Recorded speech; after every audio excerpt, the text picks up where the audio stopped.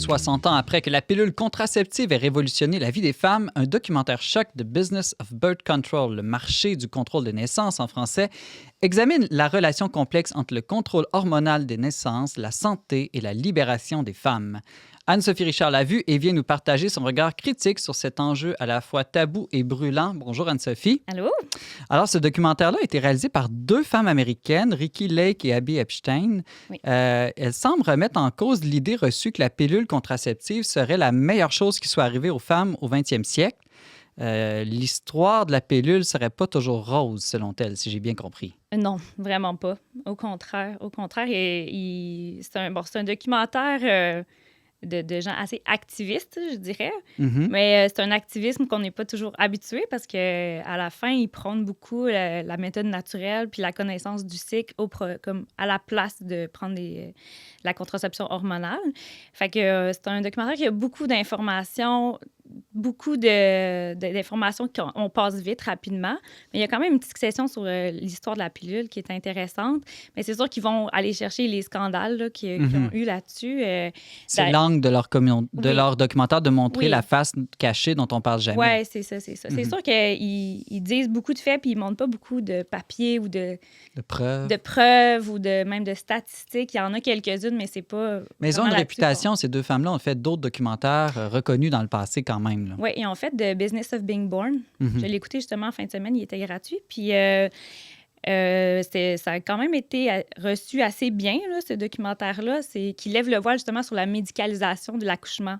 Puis ils vont présenter toute l'alternative avec les sages-femmes. Puis même, on voit beaucoup d'accouchements à la maison. Fait que c'est vraiment comme un désir de proposer une alternative, dans le fond, aux femmes par rapport à la contraception. Puis aussi se réveiller, est-ce que c'est vraiment pour ma santé? Est-ce que c'est vraiment bon pour moi? On peut parler d'une réappropriation aussi, sans doute, de notre corps. Oui, de la féminité. Notre féminité aussi. Oui, tout à fait. En sortant du domaine médical un peu. Exact, oui, c'est ça. C'est surtout comme de questionner cette chose qui est tellement commune. Là. Aux États-Unis, il y a 12 millions de femmes qui sont sur la pilule. Au Canada, j'ai regardé, c'est 15 des femmes entre 15 ans et 49 ans qui sont sur la pilule. C'est presque une personne sur quatre. Là. Une femme sur quatre, c'est quand même beaucoup. Puis on commence jeune la prise de la pilule aujourd'hui. Hein. 14-15 ans, tu as des troubles dans ton cycle. Tu as de l'acné. Tu as de l'acné, une forte pilosité. On va te donner la pilule comme si ça allait régler ton problème, alors que ce que ça fait, c'est que ça met sur pause les hormones qui produisent, dans le fond, l'acné ou les SPM plus intenses, par exemple. Fait qu'ils vont questionner ça. Ils sortent plusieurs événements là, par rapport à l'histoire de la pilule. Il y a comment ça a été légalisé. Ça a l'air qu'ils ne pouvaient pas vraiment faire des essais cliniques aux États-Unis vu que ce n'était pas légal. Ils sont allés à Porto Rico, dans une communauté défavorisée. Puis ils ont mis 132 femmes sur la pilule pendant 1 an, je pense. Puis il y en a 5 qui sont mortes. Et ça, c'est presque 4 % sur l'essai clinique. C'est énorme.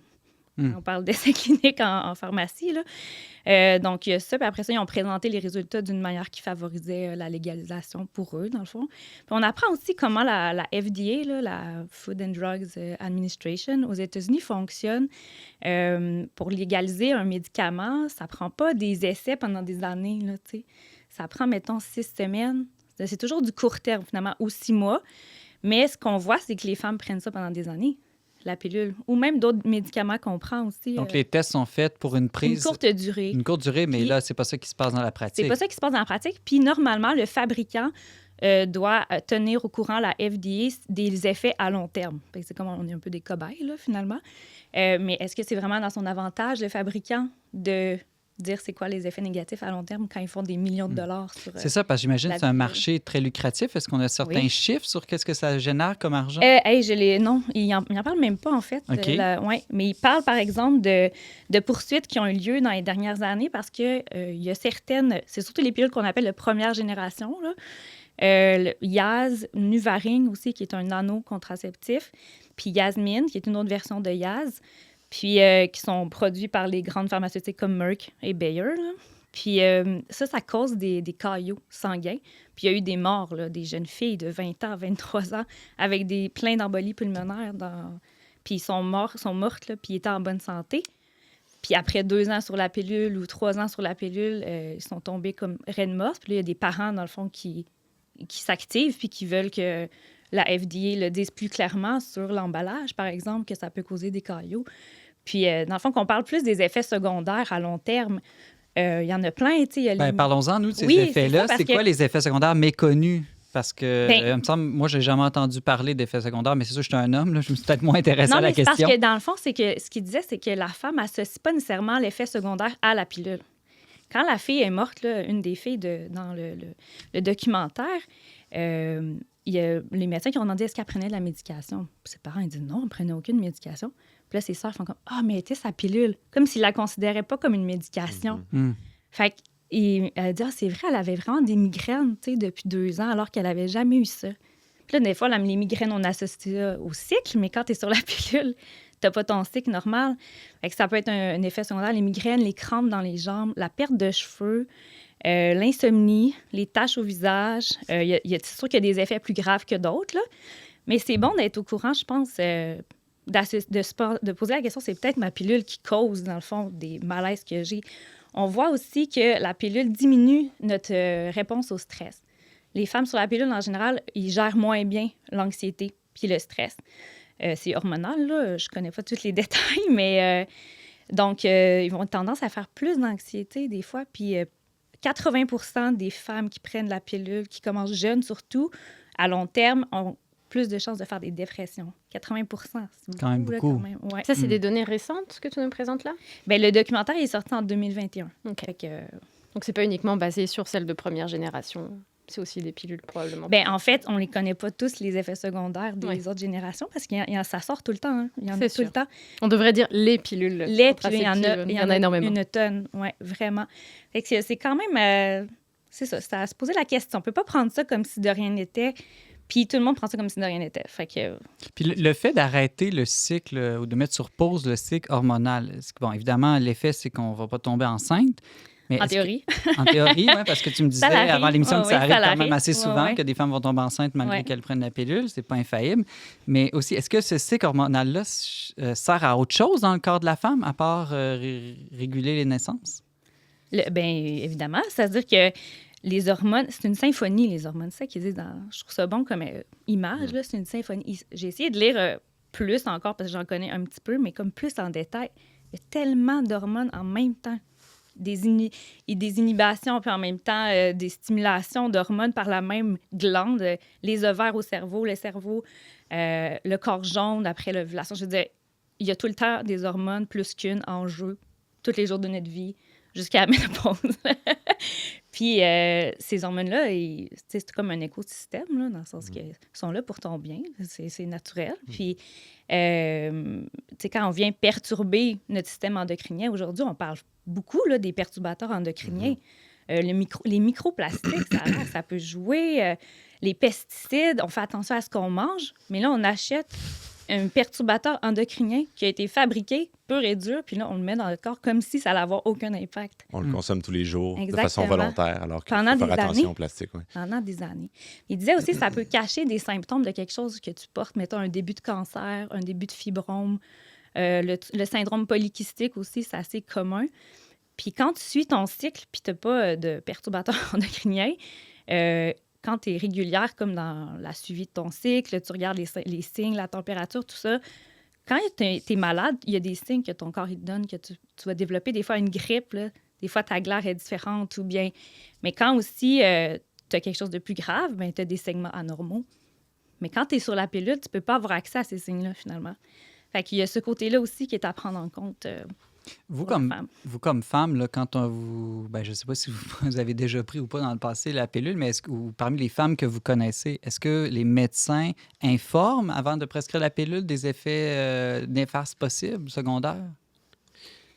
Moi, j'ai jamais pris la pilule contraceptive là, par paresse, là, adolescente. C'est-à-dire que je trouvais ça trop compliqué d'aller chez mon médecin pour la demander, mais toutes mes amies la prenaient. Puis une chose qui m'avait... Ben, je sais pas si tu as vu ça, là, mais une chose qui m'avait frappée, c'est que mes amies la prenaient aussi de manière continue pour ne pas avoir aucune règle. Puis ça m'avait surprise. Puis ajouté à ma paresse, ça m'avait un peu dégoûtée, là, au sens où il y avait comme... Je sentais à l'intérieur de moi qu'il y avait quelque chose C'est artificiel. d'artificiel, que notre corps est en santé, parce que c'est ça, c'est médicaliser un corps en santé, c'est ça qui est un peu étrange. Tout à fait. Mais qu'est-ce que ça fait? Est-ce que c'est encore plus dommageable si une fille la prend comme ça en continu de façon à ne plus avoir de règles? Ça m'avait vraiment surprise. Bien, comme on disait, dans le fond, les études sont plus ou moins avancées sur le sujet, mais des fois, on voit plutôt des témoignages, des fois, que des études. Là. Par exemple, mettons, vous tapez sur Internet « J'ai arrêté la pilule, voici ce qui est arrivé ». Là, on peut lire des témoignages. Il y avait une fille que ça faisait 10 ans qu'elle prenait ça, jamais aucun problème. Ça faisait qu'elle n'avait pas, pas de symptômes prémenstruels, puis elle avait une plus belle peau, puis elle était bien contente. Puis là, à un moment donné, elle a eu une migraine ophtalmique. C'est assez grave, là. C'est comme tu perds la vue là, à moitié. Fait qu'elle est allée voir le médecin. Finalement, elle a dit tu peux plus jamais être sur la pilule parce que ça l'épaissit ton sang, puis c'est dangereux, tu peux faire des caillots. Fait qu'elle a arrêté tout ça. Puis là, à 29 ans, elle a eu une grosse poussée d'acné d'adolescence qu'elle n'avait pas eu.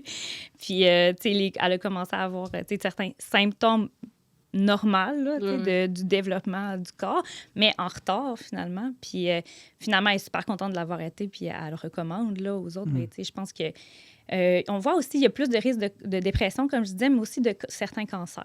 Ils disent aussi que ça prévient des cancers, là, la pilule. Tu as moins de chances d'avoir un cancer de l'ovaire, mettons, mais tu as plus de chances d'avoir un cancer de l'utérus, du col, du sein aussi, je pense. J'aimerais quand même que tu nous parles des solutions de rechange. Si une femme dit, ben moi, je sens que j'ai trop d'effets secondaires ou pour une autre raison, ça peut être pour des raisons éthiques aussi. C'est ça. Puis, est-ce qu'il y a d'autres manières de légitimement, disons, espacer les naissances si on a une raison spéciale là, de le désirer? Ben oui, c'est ça. Puis dans le film, il en parle. Là, une bonne partie du film, ça essaie de donner de l'information puis encourager la femme et le couple, là, moi je parle au couple aussi, là, de découvrir le cycle puis de connaître le cycle féminin. C'est sûr que ça prend du temps, ça prend de l'expérience, puis il faut être patient et patiente parce que c'est un temps là, à apprendre comment gérer le cycle, comment reconnaître les signes de fertilité, d'infertilité. Puis, ça reste... qu'on peut toujours tomber enceinte, là, dans le sens que la nature, elle fonctionne. Peu importe. C'est sûr que si on fait bien le cycle, en théorie, non, mais bon, le Seigneur, il est puissant, mettons. Fait qu'il y a le désir aussi, parfois, est puissant. Oui. On a beau s'observer, si une femme a un désir d'enfant, parfois, ça arrive aussi. Là. Tout à fait. C'est juste que, tu sais, c'est une question... Moi, je trouve que c'est une question d'éducation puis aussi de responsabilité. C'est comme reprendre aussi les rênes de notre fertilité, mais c'est reprendre les rênes de la sexualité puis pas l'utiliser comme si on pouvait faire n'importe quoi avec, comme s'il n'y avait pas la possibilité d'un enfant, comme si ça n'impliquait rien d'autre que juste manger un burger, là. Tu sais, c'est plus grand. C'est impliquer l'homme aussi. Impliquer l'homme, vraiment. Moi, je dis toujours que le question. cycle, quand on fait la méthode naturelle, ça structure la sexualité de l'homme. Parce qu'il y a un cycle, ça veut dire qu'il y a des temps et tout ça. Alors, il y a des temps, si c'est pas le temps d'avoir un enfant, d'abstinence. Puis cette abstinence-là est bonne pour le couple.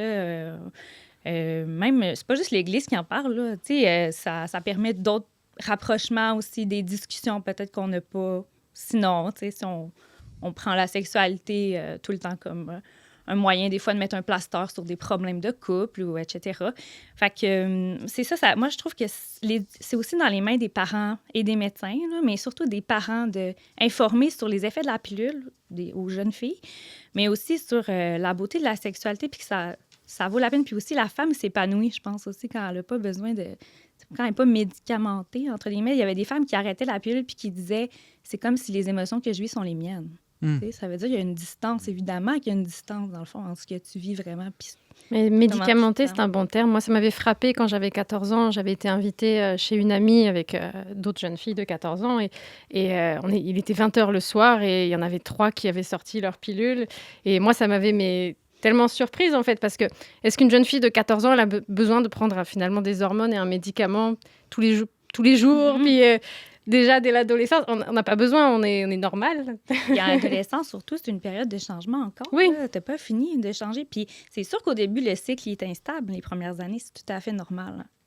C'est un vaste sujet qu'on a juste effleuré aujourd'hui. Si une femme ou un homme souhaite approfondir davantage cette question-là, est-ce que tu as quelques ressources, recommandations? Mais on va mettre en lien Serena Québec, là, qui est un organisme qui offre des ateliers, de la formation, puis aussi du matériel pour débuter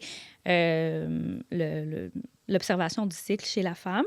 Puis, il y a des livres aussi que vous pouvez lire, Trésor de femmes de Cécile de Woulencourt. Je le recommande. Là. Je le recommande à plusieurs personnes. C'est vraiment bon. Tu as aussi la partie scientifique au début qui explique en gros les hormones. Mais si quelqu'un veut vraiment comprendre ce que j'ai essayé de comprendre dans les milliers d'hormones qui se passent en toi, il y a un site aussi que je mettrai en lien sur le Verbe. Là, je trouve que ça vaut la peine. Ça m'a donné le goût, le documentaire, de pousser plus mes connaissances scientifiques sur la question, puis voir que c'est plus complexe que juste prendre une pilule, c'est fini, ça n'a pas d'importance, tu sais. Puis aussi, réaliser que les hormones, ça a un effet sur ta vie émotionnelle, sur ta vie, la perception du monde, la perception de toi-même, puis c'est normal. C'est tout à fait normal. Tu n'es pas nécessairement bipolaire, là. Anne-Sophie Richard, chroniqueuse régulière On n'est pas du monde. Merci beaucoup pour cette analyse critique du documentaire Le marché de la régulation des naissances.